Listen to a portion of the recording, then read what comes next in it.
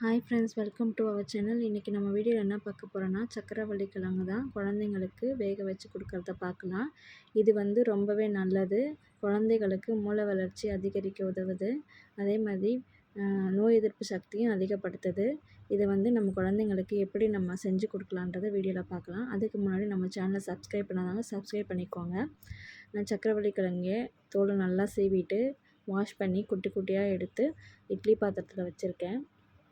இதை நீங்கள் ஒரு 5 to 10 மினிட்ஸ் மட்டும் வேக வச்சு கொடுங்க.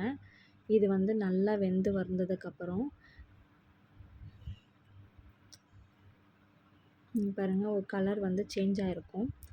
இதை நீங்கள் ஆறுனதுக்கப்புறம் எடுத்து மசிச்சு பார்த்தீங்கன்னா ஒரு மாவு பதத்துக்கு வந்துடும். நீங்கள் இதை அதை அப்படியே மசிச்சு கொடுக்காதீங்க.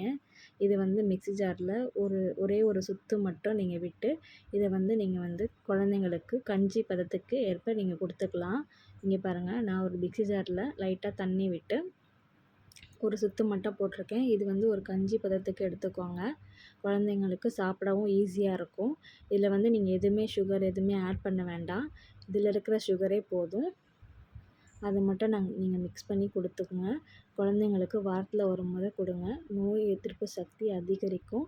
குழந்தைங்களுக்கு மூளை வளர்ச்சிக்கு அதிகப்படுத்தும்.